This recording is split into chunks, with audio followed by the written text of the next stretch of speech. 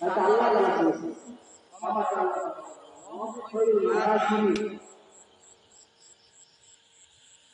সবচেয়ে জ্ঞানী কে? আল্লাহ। ইয়া আইয়ুহাল্লাযীনা আমানু কানা লাকুম জান্নাতুন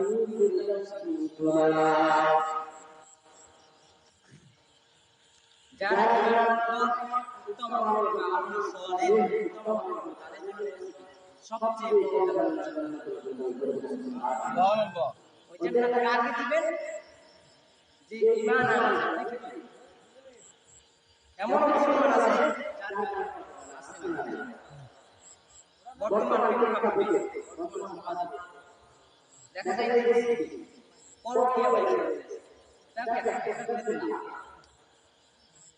স্বামী স্ত্রীর মধ্যে কি মহব্বত নাই, ছেলে বাবার কথা শুনবে না, বাবা সন্তানের কথা শুনবে না, কার কথা শুনবে?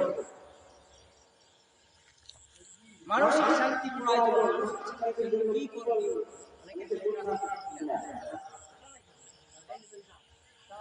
মানসিক শান্তি একমাত্র সুবহানাল্লাহ। মিফতাহুল জান্নাতিস সালাত, নামাজ বেহেশতের চাবি। আউয়ালু মা ইউহাসাবু কিয়ামতের দিন সর্বপ্রথম নামাজের হিসাব। আপনার কাছে যদি চাবি না থাকে আপনি জান্নাতে ঢুকতে পারবেন না, এবং হিসাবটাও হবে কি নামাজ। শান্তিপূর্ণ মসজিদে আপনি যদি শান্তি চান, সিনেমা মাথার কাছে লাগাইয়া আপনি চেষ্টা করবেন। এজন্য ওয়াজ মাহফিলের কারণে এলাকা থেকে গজব শুরু হয়। সুবহানাল্লাহ।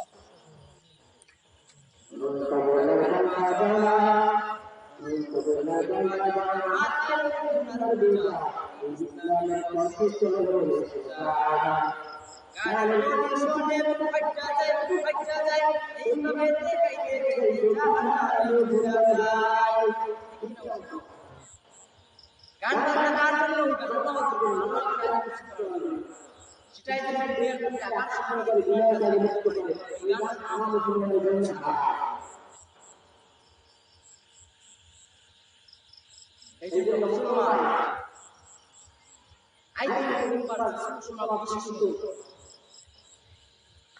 যে কোনো সিদ্ধান্ত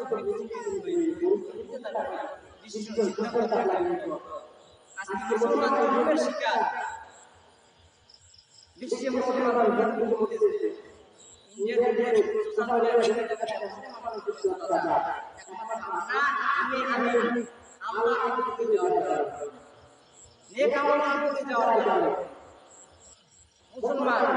মুসলমানের জিম্মা কে নিয়ে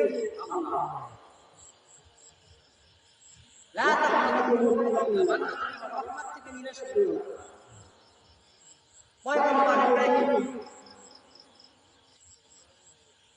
যখন জুলুমের শিকার হলেন জিজ্ঞাসা করতেছেন, ও পয়গম্বর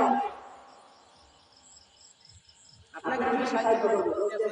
আমি তোমার কাছে সাহায্য করব। সুবহানাল্লাহ। আসমানুল্লাহ ওয়া নি'মাল ওয়াকিল নি'মাল মাওলা ওয়া নি'মান নাসীর। আমি আল্লাহর কাছে সাহায্য চাই। আল্লাহর কাছে সাহায্য চাইলে তখন কি এই জন্য বান্দা বারবার থেকে নিরাশ হবে না। লিবাসুল্লাহ যালিকাল খায়র, পরে তরিকা লিবাস নবীজির আদর্শ কিয়ামত পর্যন্ত কইরাও আমরা শেষ করতে পারবো না। হযরত আয়েশা সিদ্দিকা রাদিয়াল্লাহু তাআলা আনহার কাছে প্রশ্ন করলেন, সাহাবায়েরা নবীজির আদর্শ বয়ান করেন। হযরত আয়েশা সিদ্দিকা রাদিয়াল্লাহু তাআলা আনহা সাহাবায়েরা প্রশ্ন করলেন, আমাতা তাকুলুল কুরআনা কালা উলুকুল কুরআন। ও সাহাবায়েরা, আপনারা কি কোরআন পড়েন না? নবীজির আদর্শ হলো কোরআন।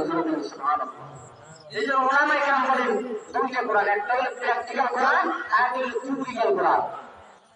প্র্যাকটিক্যাল কোরআন কোনটা? যেটা আমরা আমল করি, আর থিওরিটিক্যাল কোরআন হলো কাগজের কোরআন। يا أيها الذين آمنوا كانت لكم جنات الفردوس نزلا যারা ঈমান আমল করবে তাদের জন্য রয়েছে জান্নাতুল ফেরদৌস। ওই জান্নাত কার জন্য রেখেছে? আপনি আমার জন্য, আপনি এবং আমার জন্য রেখেছেন আল্লাহ।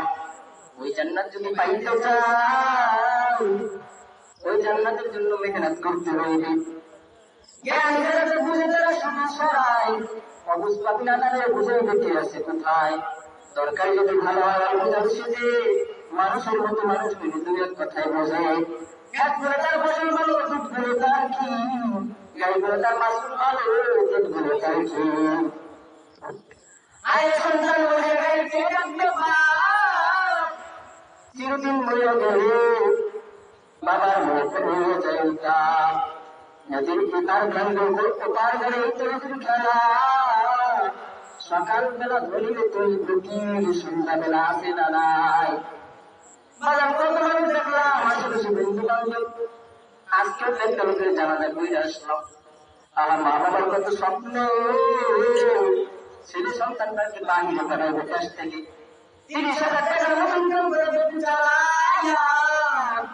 এরপরে বলতেছে ভাই আমার বাহিরে যাওয়ার স্বপ্ন, বাইরে যাই, কিন্তু সন্তান আর বাহিরে যাওয়া হইল না। হঠাৎ রাস্তার ভিজে যাইতেছে, অ্যাক্সিডেন্ট করে মারা গেল।